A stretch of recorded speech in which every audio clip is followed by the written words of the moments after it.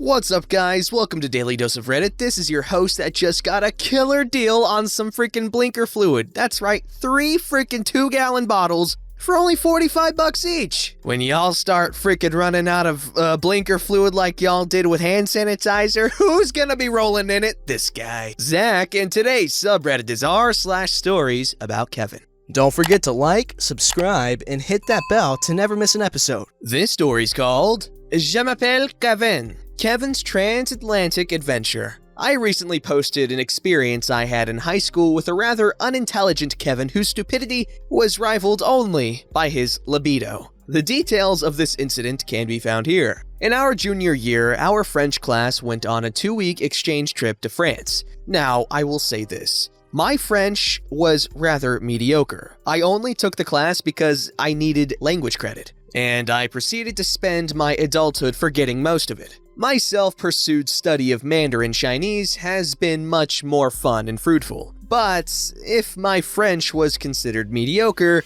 then Kevin was the Nickelback of Romance languages. Hey, hold up. Don't act like you didn't jam to Nickelback in the credits to Spider-Man in 2002. Anyways, the trip began early one spring morning at an airport. By early, I mean 4 a.m. We were all somewhat sleepy as we waited at the departure gate, except Kevin, who was bouncing around like a bunny with ADHD thanks to a pregame meal of Mom's caffeine gummies and 3 bags of M&Ms. I was sleepily working on a shiny hunt on Pokemon Ruby. For the interested, it was a Swellow, and I did get it, but not until a quarter of the way through the trip. Anyways, that's when Kevin shook my shoulders and bellowed at me. "We're going to Paris, OP? Do you have any idea what this means?" Kevin, stop freaking shaking me. Okay, what does it mean? "Lots of sex, buddy boy, and not just with girls from our class." Oh god, fornication under consent of the king. I excused myself to the concessions, where I purchased a few light snacks and a few issues of National Geographic. Kevin spent all of his money on vending machine potato chips, not all of which fit in his carry-on bag. I read that as crayon bag at first. He ate the ones that didn't fit and spent the rest of the wait complaining of dehydration. On the plane, I sat between 2 friends of mine. Kevin was in the aisle seat opposite of us. His carry-on was a bulging satchel that had only fit in the guideline box after 5.5 minutes of squishing and was filled with Playboy magazines, a bottle of lotion, mostly squished/crunched snack foods, and some Star Wars action figures. Oh, and a pillow that had been folded so much that it was debatable if it would ever function normally again until Kevin sat on it. For comparison, mine just had a book, my airport purchases, and my Game Boy Advance. The plane took off, and Kevin screamed, "Woo-hoo!" like a 5-year-old at Disney until both one of my French teachers and a stewardess told him to shut up. He then tried to strike up a conversation with a female mutual acquaintance seated between him and myself, who I'll call Mel, about how much sex he was going to have and if she would like to participate. She wouldn't. I talked to my friends for a bit until Mel decided to get some schoolwork done, and Jeremy, another friend of ours who called dibs on the window seat like the little crap that he is, went to sleep. I resumed my shiny hunt. Both my Pokemon and Mel's biology were interrupted by Kevin pleasuring himself under the malformed pillow to a picture in one of his magazines as his seatmates looked on in disgust. When told by a teacher that he couldn't do that here, Kevin disappeared into the plane's restroom with a magazine until a line of elderly passengers formed and the stewardess had to intervene. Kevin returned to his seat, grumbling about adults not understanding the needs of today's youth, or some crap. Late morning arrives. The sunrise was a sight to see. What wasn't a sight to see was Kevin standing up in the aisle and changing his shirt because the Buffalo Sabres jersey he was wearing was sweaty from a morning of wanking and slothdom. He put on a slightly cleaner jersey with a hole in the back and sat down. Upon spotting a few female students staring, he flexed his bicep and winked. Kevin was crap at reading social cues. Later, he offered Mel a pack of airline peanuts, which had spent the past 4 hours under Kevin's sweaty rear. Around this time, one of Kevin's seatmates asked to change seats with someone after discovering that Kevin's earlier labors had decorated his boots. Instead, Kevin was placed between two French teachers. Early in the evening, the plane touched down in France. Kevin took an old lady's suitcase at baggage claim because it was the same color as his and the names looked similar. They didn't. I'll call the old lady Gertie, which is about as similar to Kevin as her real name is to his. We regrouped at a bus, which would take us to our exchange school. The first week would be spent with host families, kids and/or parents at the French school who had volunteered to host exchange students, and attending the school to experience the exciting life of French high schoolers. In week 2, we'd all get rooms together in a hotel and do some tourism type stuff, basic for an exchange routine. As we walked towards the bus, I noticed Kevin carrying a flashlight. Hey, Kevin, what do you need that flashlight for? We're in an airport about to get on a bus. This isn't a camping trip. Well, Fearless, if you had done your research, you'd know that France is on the opposite side of the world. From New York? No, the heck it isn't. That's Australia or some crap. And what does that have to do with you strolling through Paris with a flashlight? We're on the other side of the world, buddy boy. That means that it's dark during the day and light out at night. So, I have this flashlight. I also have a sleeping mask somewhere, in the event that a night goes by without any sexual endeavors on my part. You can't argue with stupid, so I left Kevin waddling along the sidewalk and caught up with Jeremy and Mel. On the bus, Kevin was looking excitedly out the window at female passers-by, saying disgusting things like, "The selection is better than my wildest dreams!" and dropping pearls of wisdom such as, "Why is she adjusting her coat? She'd look fine without it." Attempts to open a window, fails, whimpers. At the school, I was informed that Kevin and I had the same host family. They had a son our age, who I'll refer to as Jacques, as always, not his real name, as well as a daughter a year younger than us, who I'll call Anne. Kevin fixated upon Anne as an object of desire at once and began regaling her with tales of his sexual exploits in a bizarre combination of English and garbled French euphemisms he'd picked up from a friend of Jacques, whom he'd pestered for pickup lines. Kevin told all kinds of stories like these, all of which were disproved by his supposed partner. The only one that was true was that his third cousin had given him a schlobob on his 15th birthday. Jacques quickly became disillusioned of Kevin, but maintained his cheery, welcoming demeanor at all times when they were together. Mad respect for Jacques. Our days at school went by quickly. It was a good time, marred only by Kevin's insatiable sex drive. I swear there wasn't a single girl at that school who escaped his carpet bombing of innuendos.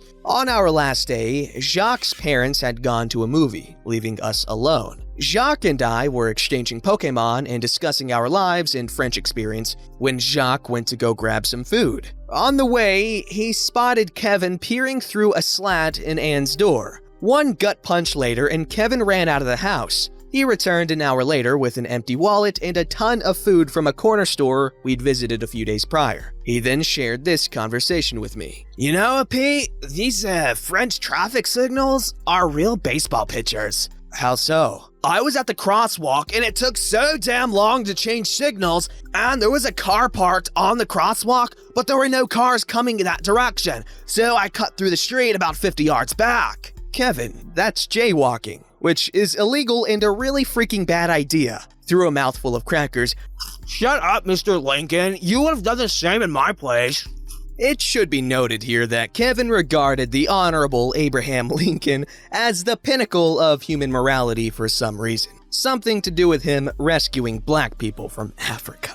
I don't freaking. Week 2 begins, and it's off to the hotel. I managed to get myself roomed with Jeremy and another friend of mine, thankfully avoiding sharing a room with our hero. Kevin spent his evening down by the pool making passes at everyone with breasts, more often than not being shoved into the pool for his trouble. According to his roommate, he spent the whole night johnnying off and muttering the names of people he met at the pool. We were setting out for the day when someone pointed out that Kevin was absent. Further investigation revealed that nobody besides his roommate had seen him that morning, and by all accounts, he hadn't left the hotel room. One of the French teachers knocked on the door to Kevin's room, and Kevin, assuming it was one of the many females he'd given his room number to at the pool, answered the door in the nude, meat in hand, with a bath towel fetchingly draped over his shoulders. His flabby figure glistened with water drops and the shower was running. Kevin was wearing his most attractive smirk, which quickly turned into a mask of horror as he flipped the towel over his head and down to obscure his manliness, whacking the teacher with it in the process. The teacher's only response was to say, "Get dressed, we'll talk later." We spent the day touring part of Paris, where Kevin shared his theory that the Eiffel Tower was an antenna to contact aliens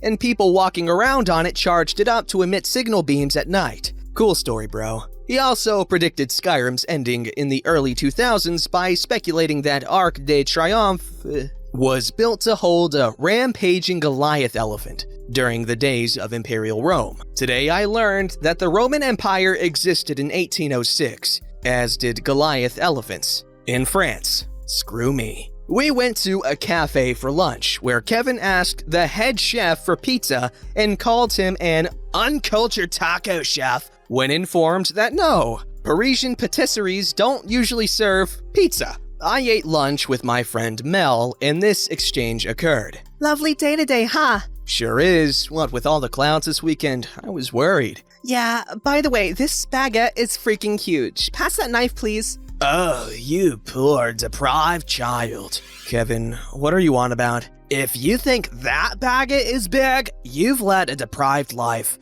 Come by my room tonight, and I'll expand your horizons. After that, Kevin wandered off to chat up a girl at the bar, and be scared crapless by her 6'2" boyfriend who was built like a panzer and had just arrived with a sandwich plate. To this day, that is the fastest Kevin has ever been seen to move. Even faster than when he tried out for the track team in sophomore year. Later in the week, we visited a few art galleries where no painting went uninsulted by the esteemed art critic, Kevin Stickass IV. He went on a 15-minute tangent about Claude Monet in an attempt to prove our tour guide wrong about a Picasso. Good job, Kevin. He also urinated into an ornamental plant in one gallery because he didn't want to miss part of the tour. He would have gotten away with it too, had he not tapped a girl on the shoulder to show her his penis. Kevin was a big-brained individual. At the end of the week, we were back on a plane early one morning. Kevin was telling all who would listen about how he hoped that the plane didn't screw up my head schedule like last time. That's jet lag, Kevin, and it's totally normal when flying around the world. On the plane, Kevin began baiting as a master would as soon as the plane began taxiing. This time he was seated in the row behind Jeremy, Mel, and I. He kept leaning over the back of Jeremy's seat, he and Kevin had the aisle this time, as I had gotten retribution and beaten him to the window. Suck it, Jeremy, to spout randomness. Yo, OP, Colby told me about your shiny Swellow. Would you trade it for my Sceptile? It's not shiny, but it's a starter you don't have. Oh, you picked Sceptile on that Ruby cartridge and traded over the other starters from your Sapphire game and Jeremy's Ruby? You're a jerk sometimes, OP. Hey, Mel, if you get tired of those losers, you can sit on my lap. Might be a bumpy ride, though. Jeremy, are you gonna finish those peanuts? I ate mine and my seatmates, and I'm still hungry. OP, can you believe that not one of the French girls sucked my pee-pee? This trip has been a failure. Mel's grandma came from France, right? Well, it's not authentic French, but it'll do. OP, remember that tuna sandwich I ate? Well, I didn't realize it because I was so hungry, but tuna is a fish, and I have a fish allergy. He runs towards bathroom, returns to seat in boxers, puts on pajama pants. The bus ride back to school after we touched down in New York was uneventful, save for Kevin spending every cent he had left from the trip on candy before we left the airport and being on a sugar high the whole way home. This was my last truly eventful encounter with this Kevin, a fact of which I am very, very glad. I have no idea what he's doing with his life now, but hopefully he's not screwing up society too much. You're laughing now, but Kevin soon grew up to be the President of the United States. You don't even know who I'm talking about, so don't get offended. I could be talking about someone in the future, past, or present. That is how you make political jokes without offending anybody, or everybody, I don't know. Anyway, this story was good, very much a Kevin, among other things. I really hope that was something he grew out of, and I really hope, I don't know, just the psychological implications here and just the possibility of the stuff he can do in the future if he escalated his behavior. It's concerning, and it's hard to ignore that when reading these stories, but it's still a good read. This guy is a good writer in terms of just writing ability. But for real, that's really concerning because there were multiple crimes committed here, right? I'm pretty sure there were multiple crimes committed. And I'm really hoping this is somewhat fictional, at least, because that's better than the alternative of everything being true and him being, a pervert and a offender of a sexual nature. This story's called Kavina Uses Household Bleach to Dye Hair. Hair Melts. So, Kavina was one of my best friends growing up, more due to proximity as she was the nearest neighbor my age. Sweet and funny, Kavina was also not the brightest bulb. When Kavina was born, she had blonde hair. Naturally, it darkened with age. Kavina hated that, so she tried Sun-In. Her hair turned tangerine blonde. She hated that even more. So I suggested she bleach her hair, as in hair dye. I probably should have been more specific in retrospect. However, most 13-year-olds don't need to be told that there is, in fact, a difference between hair dye bleach and household bleach. Kavina was excited, said she was going to do it that night and go super blonde. I was relieved and excited for her, as I thought I was about to finally hear the end of the seemingly never-ending hair saga. I went over to her house the next day. There were tears in Kavina's eyes as her mom was cutting off her hair in uneven clumps. Bright blonde bits were strewn across the floor like some weird broken halo. My mind was racing, struggling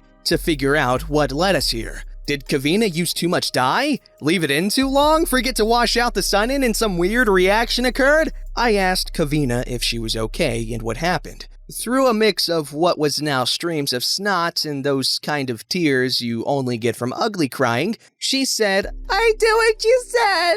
I used bleach, and now my hair's red." While Kavina glared at me balefully, the pit of my stomach dropped from a mix of guilt and fear.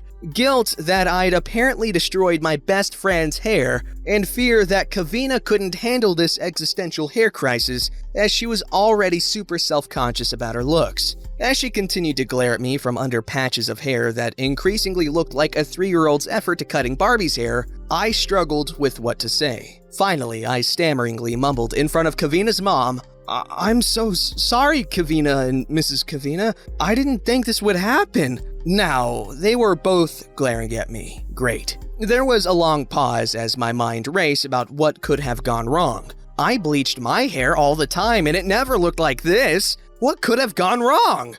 Was it the brand? After what seemed like hours of watching Kavina in absolute misery and just wanting to hug away my best friend's tears, I asked, "Kavina, I'm just so sorry. Maybe it was the brand or something. What brand did you use?" "Clorox," Kavina replied. Oh, well, that was a much more lighthearted story than what we read before. Of course, that could be just because of the Clorox. Don't forget to like, subscribe, and hit that bell to never miss an episode.